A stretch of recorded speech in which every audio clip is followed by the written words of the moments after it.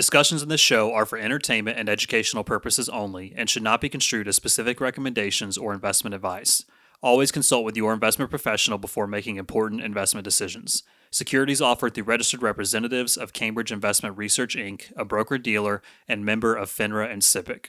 Advisory services through Cambridge Investment Research Advisors, Inc., a registered investment advisor. Cambridge and neither SmartPro Financial nor Bridgeway Wealth are affiliated.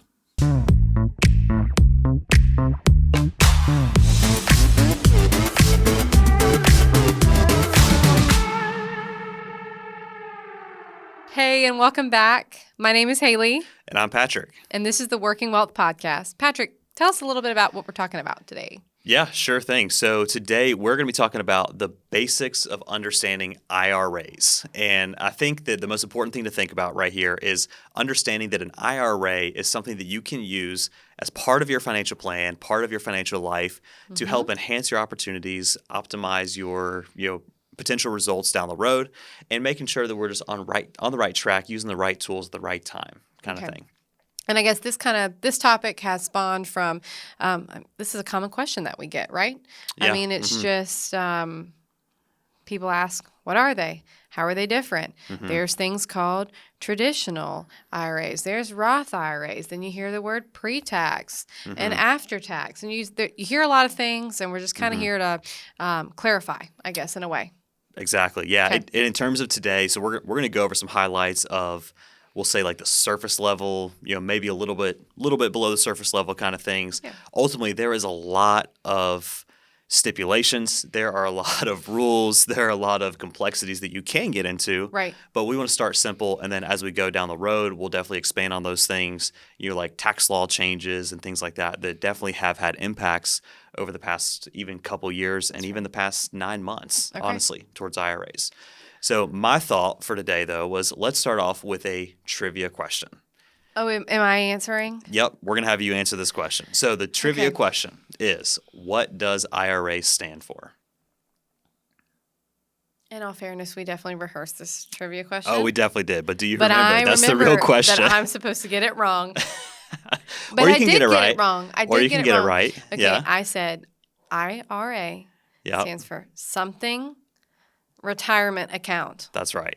Yeah. But that's wrong. But it is wrong. You're exactly right. And I want to start there. But I'm wrong. But I want to start there because I think it's important that we have to understand. Yeah, what is it? What is it? So if you go to the IRS rules or IRS publications. I'm there on a regular basis. I know most people. It's bookmarked like the first thing before Coffee Facebook. and IRS rules every morning. I mean, that sounds like a miserable existence to me, but okay. So if you go back to the actual rules on the IRS publications, IRS website, IRA stands for Individual Retirement Arrangement. Boom. That's the big shocker. And you would be surprised, or at least for me, like being a financial planner, you'd be surprised how many people in financial planning forums and groups on Facebook and stuff like that don't even know that it stands for arrangement. And that's just me being a nerd. I'll be honest. It is what it is. But it's important to understand what it is, because if you actually understand what the words are, what they mean, that tells you how you can use that for yourself, right? So individual, it is for you personally. It is for an individual. It is tied with one person's social security number. So a common question we have is, can my wife and I, can my spouse and I have an IRA together? And the short answer is no, because every single person has their own social security number or tax ID number that connects to an investment account. Okay. And that all connects, on the long path, we'll say, all that connects back to like how you are taxed on your money today and how you're taxed on your money down the road. Okay, so that was my question. So you hear people say, well, I'm choosing to do a traditional IRA or I'm doing Roth IRA. And okay, so kind of what are the simple big differentiators there? Yeah, so let's get there in just a second. Start with another from IRA. What are the different kinds, right? So before we even get into the types of like the traditional Roth, SEP, simple, those kind of things, there's really in the eyes of the IRS, there's two different types of retirement arrangements or individual retirement arrangements. You have individual retirement accounts and individual retirement annuities. And a lot of that goes back to the laws and the legalese of how these accounts were established over time. Back in the day, a lot of people had pensions from their companies, and the pension is in fact an annuity. The word annuity actually stands for just a series of periodic payments to you. Okay. It can be kind of vague, depending on what type it is, but that's the annuity side. And then the account side is a vessel that holds something of value, okay? But if we look back at that IRS website, and I've actually got the quote here, the IRAs, according to IRS.gov, IRAs allow you to make tax-deferred investments to provide financial security when you retire. And that is the IRS website. So compliance, don't get on me for actually saying the word security here. So, but in terms of that, thinking about individual retirement accounts and how we use them, that's exactly what we do. Is we use these accounts as a vehicle for putting money or something of value into it with the goal of getting some kind of tax benefit today or in the future when we take money out of it. Okay. And ideally using the thing of value inside of it to grow to have more resources down the road from there. So I guess when you say about having the tax benefits today or down the road, those are the big talking, like that's what a lot of people are talking about when they're talking about IRAs. Yes. Is it tax now? Is it tax later? Right. And using that as a launching point there for that pre-tax, after-tax discussion, when you think about the tax consequences, right, ultimately, this is just a way that we classify our money of how we do get taxed. Okay. For traditional IRAs, now if you think about, everything goes back to the name, right? Traditional IRAs, traditional just means it was the first one, right? It's the more common way to do it. It was the original method, those kind of things. Traditional IRAs, also called pre-tax IRAs, are ones where if you put money in and you qualify, you can get a tax deduction in today's tax year. And all that money you put in, because you got the deduction today, has the opportunity to grow tax deferred, meaning you're not going to pay taxes on the growth and earnings year by year while it's inside that account. But when you take the money out down the road, then you would pay ordinary income taxes for those withdrawals. Okay. Typically, that's after you reach age 59 and a half if you don't have some kind of qualifying event like disability, or there's a list of some other things where you could avoid penalties for withdrawing early, those kind of things. But that's a traditional method. It's the one that's been around for a long time. It's been around for, I'd say, 50, 60 years. Just I don't know the exact date traditional IRAs came to be. I can tell you more about the Roth side. But that's where you're putting money in. You can qualify for a tax deduction today, but you'll owe all your income taxes down the road. On the flip side of that is the Roth IRAs. And Roth, a lot of people don't know this, Roth is actually just named for the senator who proposed and sponsored the legislation. His name was Roth. I think his first name is William, maybe. But that was his name. Yeah, and it works, right? So it's stuck. So he might be the most famous person that people don't even know is famous in terms of the investment and financial planning world. But the Roth IRA is like the traditional in the sense that you put money into it today, and it grows tax deferred. But the catch is if you put it in and you qualify, you can put in after-tax dollars today, so there's no tax deduction for your contribution now. But you wait until you're 59 and a half years old. The account's been open for at least 5 years. Unless you have some other qualifying event, you can pull all the money that you put in as well as the growth and earnings out tax-free. And go ahead. So why is that important? Why is that important? Yes. So especially for today, and we'll have more content on this specific topic down the road. Right. But there is a thing that is coming, and it's called the wall of wealth. The wall of wealth is this impending transfer of wealth that we have from the baby boomer generation to the next 1 and 2 generations below that. Or specifically, looking at the next 20 to 40 years of this wealth transfer. The numbers vary, but some of the more I don't want to say accurate, but some of the more touted numbers is we're looking at like a $68 to $80 trillion transfer of wealth in the next 20 to 40 years. And yes, that is trillion with a T. That is not with a B. That is not with an M. That is trillion, right? The reason why that's important is because a lot of those dollars that we're going to be seeing transfer hands are in those pre-tax or traditional style accounts. Not all of it, not even the majority of it, I would say, but a lot of it is. And that's one of the most common things that we see with that baby boomer, late boomer, early Gen X generation today is if I talk with someone who is looking to retire, and let's say they've accumulated $1 million, maybe anywhere from like $500,000 to $3 million in their retirement assets. More commonly, all of those dollars are pre-tax dollars. And what that means is, yes, you got a tax deduction maybe as you were During putting that money year, in. you were putting it in? Right. But what you did was you created a growing tax liability for yourself once you get into retirement. Right. And one of the most important things we think about when it comes to financial planning and specifically retirement planning is we want to maintain flexibility. We want to be in that position where if we do need to pull money from our investments, or as we are pulling money from our investments for regular retirement income, we're not setting ourselves up to where every time we want to touch our cash, we got to pay Uncle Sam his due first. And that's a really, really important factor there is, and I've seen it work, very unsuccessfully for some folks in the past few years, where if you need to pull out like an extra, $5,000 for a car repair or something like that, and you're on a fixed income in retirement, well, that $5,000, depending on our tax rate, maybe means we have to pull $7,000 out. Right, because we've got to account for the taxes. Because we have to account for the taxes, right? Because we didn't pay them originally. Exactly. The year. Exactly. Okay, Yeah. that makes sense. And a lot of that too, with that wall of wealth that's coming and the massive amount of pre-tax assets there are today, we believe the market, has potential to keep going up and keep going up and keep going up, because we're not investing in the government. We're investing in, commerce. We're investing in the fact that you and I go shopping for groceries every single day, or, everybody pays their power bill. Like, we're investing in companies that make profit and grow because of that. We believe the market's going to keep going up. And if those assets are invested, right, that's going to keep growing in value and magnitude, which then leads to higher potential tax bills down the road. Yeah. So in terms of like the pre-tax and Roth, to bring us back a little bit, the Roth is a very, very useful tool. You can have Roth IRAs. You can also have Roth 401ks, 403bs, employer-sponsored retirement plans. Is it pretty standard to see that option amongst I employers? would say today it's more standard. Okay.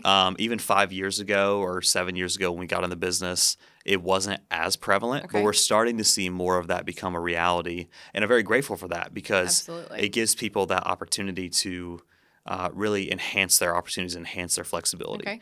I've even had situations where someone's a very high income earner today, and they're looking for the best tax benefit now.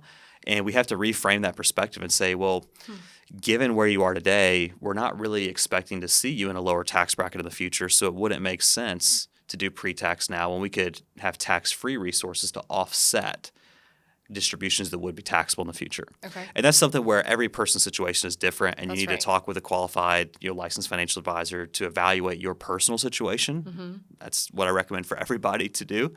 But we want to make sure that we are giving the best flexibility and opportunities for someone's lifetime tax bills. Okay. So one other question you honed in on there, a point you probably didn't know you were making, is that yes, like 401ks, 403bs, 457 plans, those are all employer-sponsored retirement plans, separate from the IRA legislation and publications. Okay. But there are, like, all of those typically can have pre-tax or Roth contributions.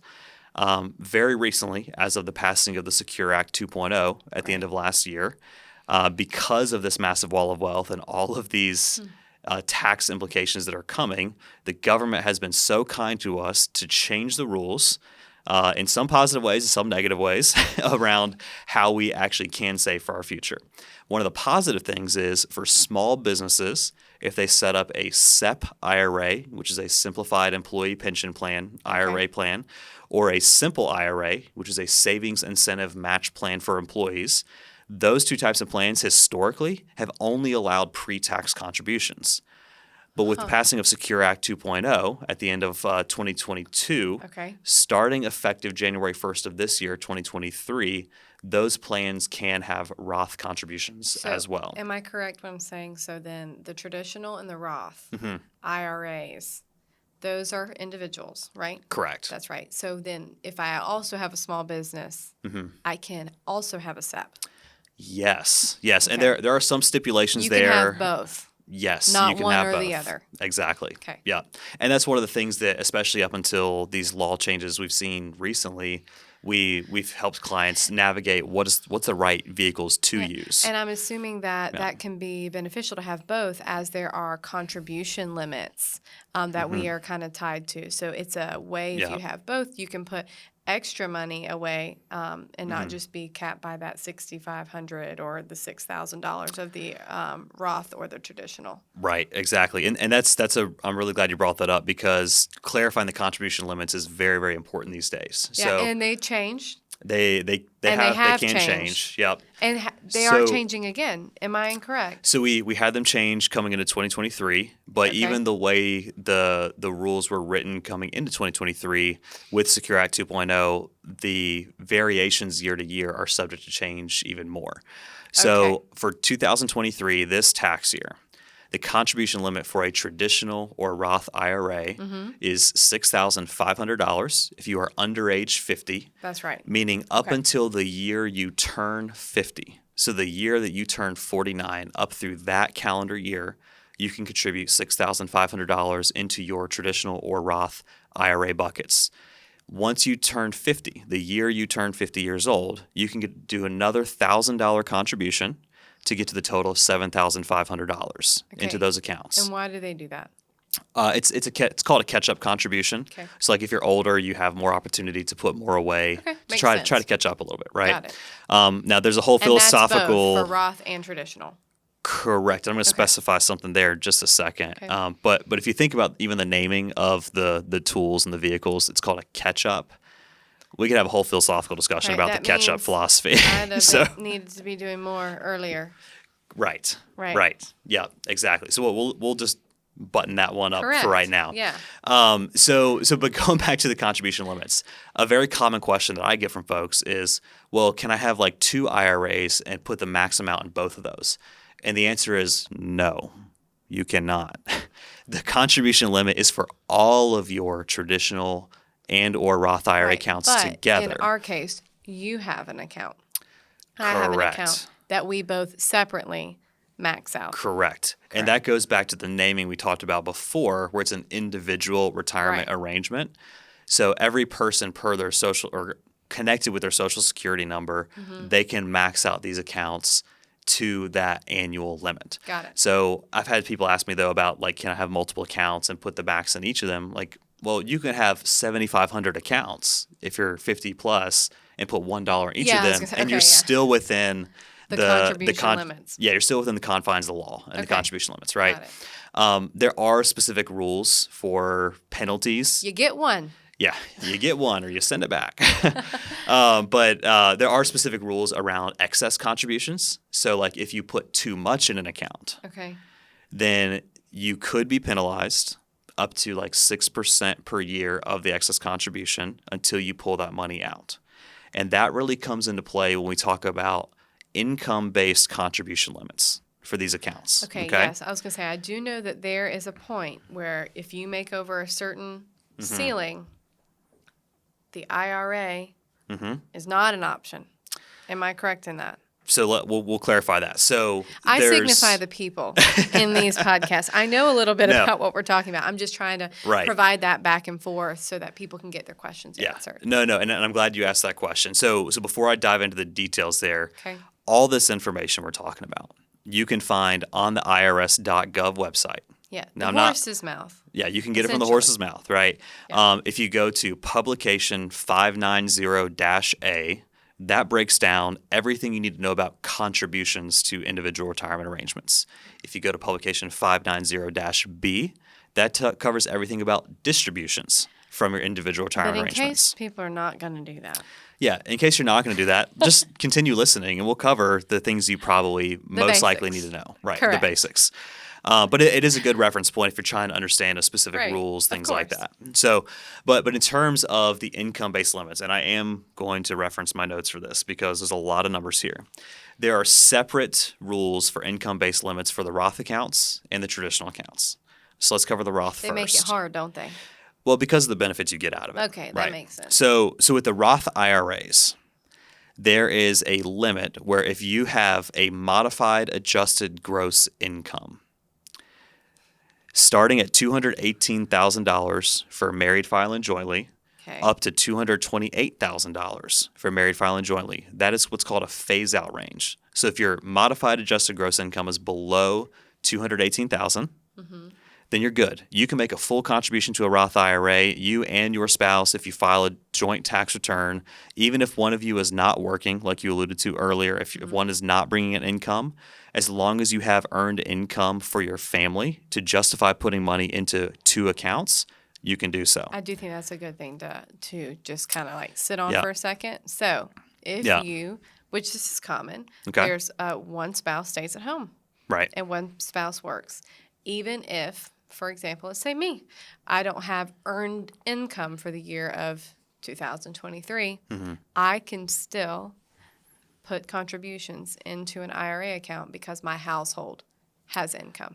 Exactly. Yeah. Got it. We call it, the verbiage we use is it's a spousal contribution. Right. There's actually nothing like legally checked on a box that says spousal contribution. It's just when the IRS reviews your tax return and they see what is your actual income for your household and how much did you put in your accounts, that's where it's like a go, no-go gauge kind of got thing. it. Okay, back to what you were saying, yeah. but I just wanted to kind of hit that up. No, that's a great point. So going back to the Roth IRA contribution limit. So if your modified adjusted gross income, married filing jointly on your tax return, is below $218,000, you could technically fully fund two Roth IRAs for your household. Once you cross over into $218,000 to $228,000, there's a scaled range of limiting how much you can put into those accounts without having a penalty for an excess contribution. Okay. Once you're over $228,000, then you can no longer make a direct contribution to a Roth IRA. And that's where people start talking about things like backdoor Roths, Roth conversions, things like that. We'll talk about that in another future episode because there's a lot of rules there and even some changing rules around those things. Okay. But just know, that's the threshold if you're married filing jointly. Okay. If Say you that are number again. Yeah, so married filing jointly, if your modified adjusted gross income is below $218,000 for the year, full contributions. Good. Over $228,000, no direct contributions. Between those two numbers, there's a phase-out range of a reduced amount you can contribute. Okay. That's if you file a married filing jointly tax return. If you are a single taxpayer, the range goes down to $138,000 to $153,000. Okay, and the same thing applies. Same thing applies. Good, over. Exactly. And then there's that middle ground, which is your phase out. Exactly. Okay. And in terms of the modified adjusted gross income, I'm just going to go ahead and put this out there. Work with a tax professional to verify if you can or cannot make those contributions. Right. We don't give tax advice. We're not doing the calculations on numbers, but we work with people's tax professionals to make sure we're in that range, out of that range, high side, low side, those kind of things. And I do know around our office when tax time comes, there are adjustments being made. There are always adjustments being made. Right. Yeah. Someone's over the threshold. Yeah. Someone's in the phase out period. Right. Yeah. And Over contributed. And that's one of those things too, is if you think you're going to be in that position where you might be over that limit, one of the beauties of the IRA contributions is you can still make a contribution for last year's tax year up until the tax filing date. So let's say the tax filing date is April 15th. Then for 2023, I can make contributions for the 2023 tax year up until April 15th, 2024. Right. Now, I recommend, this is my one recommendation of this episode, is don't wait until the last minute. Right. Because if you're working with a financial advisor and you're waiting for the last minute, there's probably 15 other people that are waiting for the last minute. And if the bank information you have on file is not correct or not updated, that contribution is not going to make it in that account. Just more than likely, things take time. They take processing. Right. We actually have a rule that we don't do those contributions after April 1st. Yeah. Just because that's too much headache. We need to make sure we're being proactive and plan ahead. Hey, plan ahead. Hey, you know about this. Yeah. We communicate about it, let people know about it, those kind of things. But going back to that, so that's the Roth IRA contribution phase out. Yep. Traditional IRAs have a different set of phase out. Okay, it's kind of 3 different sets instead of just the 2 single versus married filing jointly. Okay, don't quiz me after this. There's no quiz. Okay, Don't good. worry. That's You can good. go back and listen to the episode if you need it. So, so the key thing is, if you're looking at traditional IRAs, and I want to specify this, if you're making a contribution to a traditional IRA, you're still putting after-tax dollars from your bank account into your IRA bucket. Okay, wait a second. I know. So 'cause it's like you're getting taxed twice. No, it's not. Okay. So the key thing about traditional IRAs is you get a tax deduction for your contributions if you Understood. qualify, right? So the tax deduction comes in that I put after-tax money in that account, Right. but based on the qualifications and the income thresholds we're Okay. about to talk about, you can get a deduction for that contribution when you file your taxes at the end of the year, Okay. right? So Got it. assuming you're in a 20% tax bracket, right? Just throwing some made up numbers out here. If you're in a Okay. 20% tax bracket and you put $5,000 into a traditional IRA and you qualify for the deduction, that saves you about $1,000 on your taxes. Oh, okay. Right? Because it's 20% of how much you put in. And that's the appeal of those accounts. That's the appeal of those accounts. But like we said before, that can end up being a growing tax liability for down the road. Okay. So getting to the income thresholds though. So they kind of break it out for the IRS into two different categories. You have categories of if you are working somewhere and you're covered by an employer-sponsored plan, like if you have a 401k or 403b pension through work, and then if you're not covered by a workplace plan. So if you are covered by a workplace plan, like let's say you were working somewhere and you had a 401k and you wanted to contribute to a traditional IRA to try to get a tax deduction. If you file a single tax return, meaning, let's say you're single, we're not married, Yeah, right? I'm single. And you're filing your single tax return, there you go. If your income is below $73,000 for the year, your modified adjusted gross income, Okay. below $73,000 for the year, then you can get that tax deduction. If it's Got it. above $83,000, you get no tax deduction. And it Somewhere in between. Somewhere in between. Somewhere of a benefit. Exactly, right. And your Okay. tax professional can help you figure out the Got exact it. benefit, right? If you file a married filing jointly tax return, Mm-hmm. and in this case, both spouses are covered by a Okay. plan, because the other rule is like if only one is, but if both spouses are covered by a plan, 401k, 403b, et cetera, then the income threshold goes from $116,000 to $136,000 for your modified adjusted gross income. Got it. So then the third case is, let's say we are married and you have a 401k. We are, but you have a 401k plan and I don't have a 401k plan. Okay. Well, what that means is the government is looking at that and saying, well, it's kind of like the balance is skewed because only one person has the opportunity to save money and get a tax deduction. So they raise the income threshold for those folks. So if you're married filing jointly and you're looking to Boy, get the there's tax a good deduction. thing there's people who understand these codes. I know, right? Yeah, we're always looking for good clients, right? So, but if you're married filing jointly, the threshold actually goes to the same limits you have for Roth IRA contributions. So, if you're married filing jointly, one of your spouses or one of the people in the marriage, not one of your spouses, is covered by a workplace plan, then you get the same income phase out as Roth IRA contributions. I feel like so that's now- $218,000 to $228,000. Now would be a really good time to just hit pause on all those numbers there, Scooter. That's a lot of numbers. That's right. a lot of numbers. Yeah. For me, the important thing about having an IRA is it is another vessel in which to invest money for the future. So, yes, most likely you do have something offered through your employer. Everybody hears about the 401k or the 403b, depending on who you work for. But this is your account, individual, separate from your employer. It's another way to be squirreling away money for the future. Yeah, and I'm glad you actually said that And too. I am not a financial professional.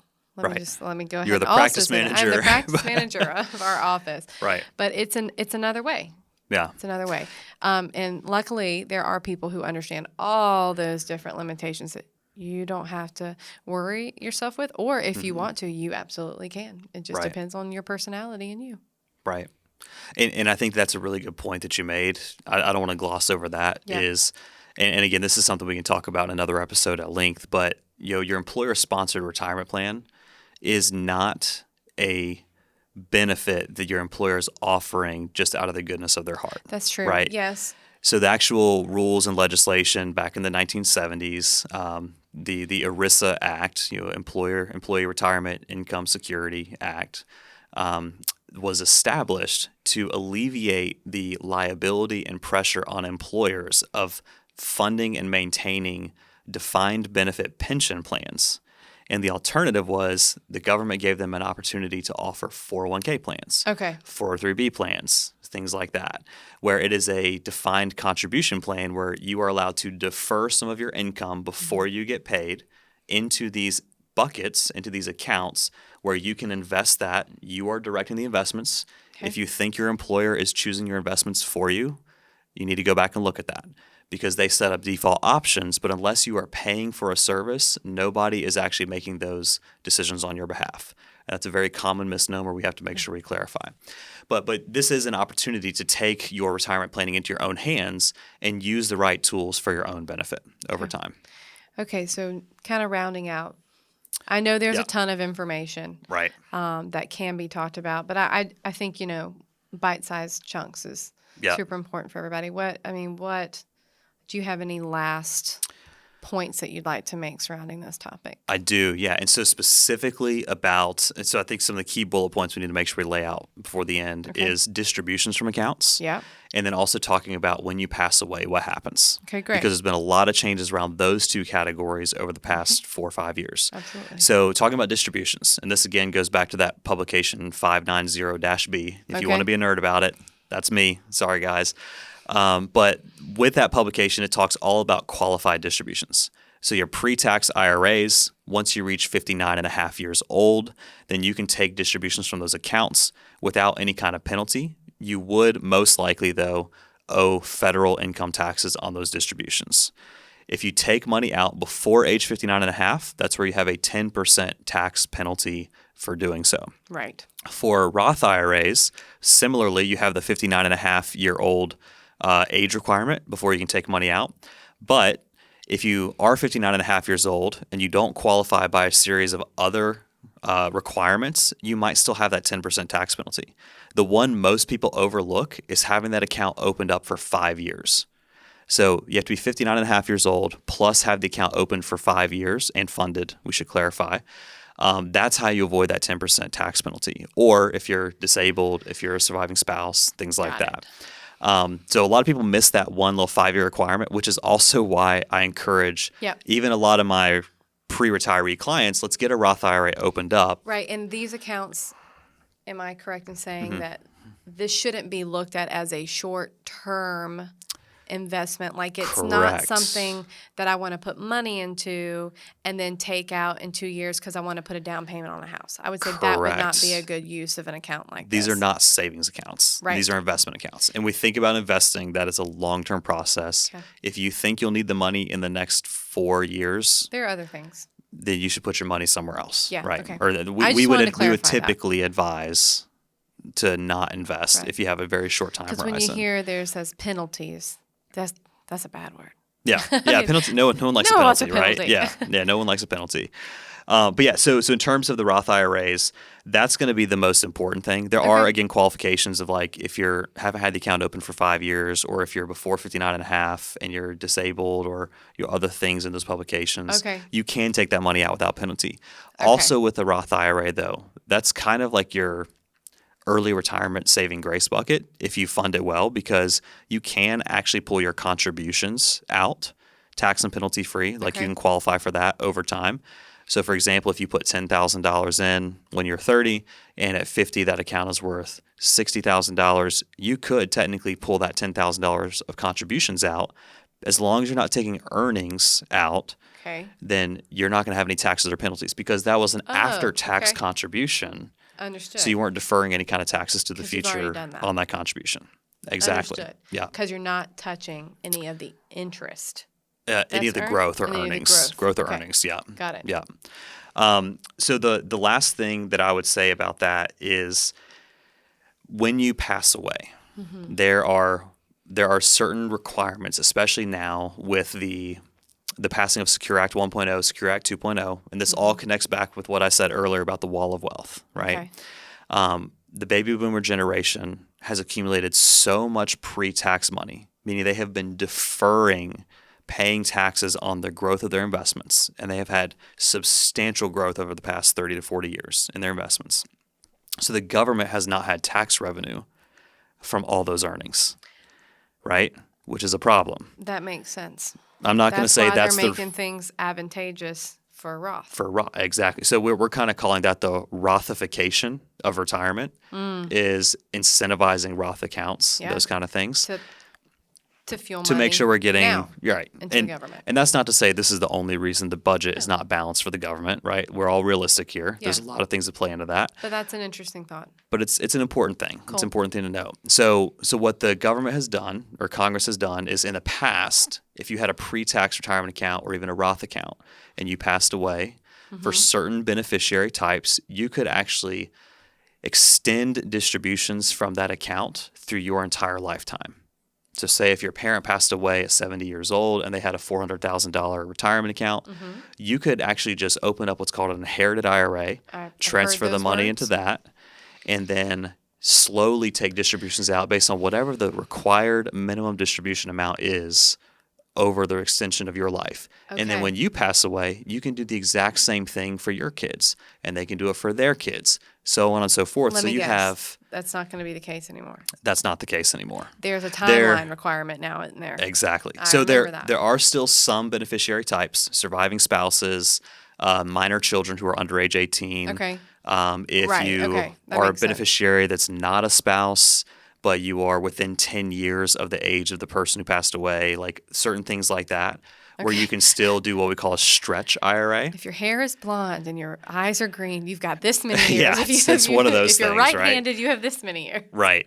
But over time, right? So, or what they've done is they've changed it to where you can no longer stretch out those distributions over time. Okay. Now you have, for most beneficiaries, okay, again, there's stipulations and requirements, but This for makes most of them, there's now a 10-year window during which you have to liquidate that account.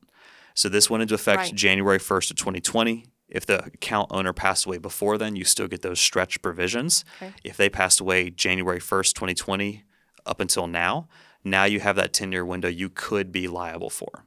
So the way the rules are written, and I'm going to not get too deep on this because the IRS and the U.S. Treasury are still redefining this. We've had 3 corrections this year alone so far about the applicability of these rules.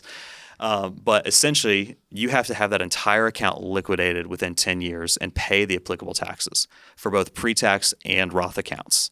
Now, the Roth accounts will pass down tax-free, but the pre-tax ones, you're going to have to pay taxes on those earnings. So that's where Right. working with a really good That makes advisor and a tax professional to navigate how to do that successfully is going to be important. I say that because a lot of times when you inherit these accounts, it's going to be adult children that are in their prime earning years. They're already in probably their higher tax brackets of their lifetime. And if you're adding on, say, another $400,000 or $500,000 in taxable income, well, you just really, really probably sidelined or messed up your financial life, right? There's a possibility you could throw yourself off, maybe do Is things. that just because you're going to have so much more income for 1 year, and then that tax Correct. burden is just going to be much higher? Correct. Okay. And there are cases, right? It throws you off because all of a sudden your taxable income can go up Right. thousands and thousands and thousands of dollars, and you're like, Right. oh, And that I can, had no idea. And that can have impacts like if you have a beneficiary that is receiving government subsistence and they have certain income thresholds that puts them out of those opportunities, that's an issue. Yes. If you have minor children that receive or minor grandchildren that receive those assets, that can be a challenge. And there's no one-size-fits-all answer here, right? That's why we have to dig into the specifics of everyone's situation. But it's important to note that we have to understand the rules and use the rules to our advantage to be able to navigate what is best for each individual family. Right. So that's a lot of – I know we said we're just doing some basics here, surface level. To me, that's surface level because each of these topics we can go very, very deep on. Yeah. That's a little deeper for me, you know. Yeah. But if you have questions, right, like that's another thing is like this is not a sales pitch podcast. This is an educational podcast. Yeah, but if you have questions, talk to your advisor, talk to your tax professional. If you need resources, reach out to us. We're happy to help and educate on that process. Absolutely. Maybe one closing thought, Okay, hit me. and it's going to be another trivia question. Oh, we did not practice We did this not one. practice this one. Right. Okay. So I'm going to ask you the trivia question, which is, I was told there'd be no test. are there any investments you cannot own inside of an IRA? Okay, I'm going to go with yes, but don't ask me to give you examples. Okay, so you are correct. There are certain types of investments that cannot be owned inside of an IRA. This again goes back to the publications, the IRS.gov website, right? The specific things that are laid out on the website is you cannot own life insurance and you cannot own collectibles inside of an IRA account. It's a good thing you didn't ask me to give you examples because Right. I'd have got it real wrong. And most people don't know those things, right? Okay. So, but thinking about it, just again, very high level bullet points. Your account is this coffee mug, right? Okay. It's just a mug. It's a thing. It's a vessel that holds something of value over time, right?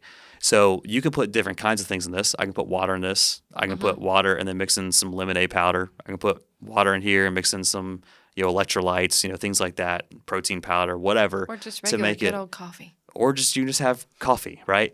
But the key thing is the value comes from what we turn this into inside the vessel. But you Okay. cannot put those kinds of things inside of these. Interesting. You can, depending on the company you're working with. You might be able to own small businesses. You might be able to own real estate or other real assets as part of your IRA account. Case by case for evaluating if that's the right decision.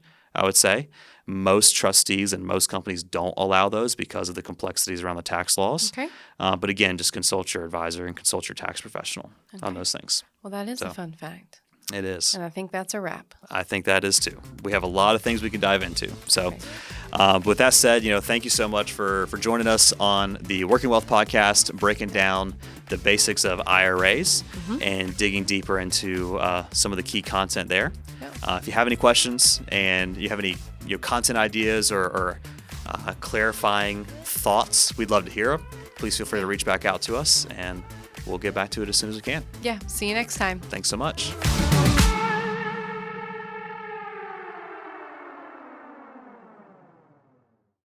Discussions in this show are for entertainment and educational purposes only and should not be construed as specific recommendations or investment advice.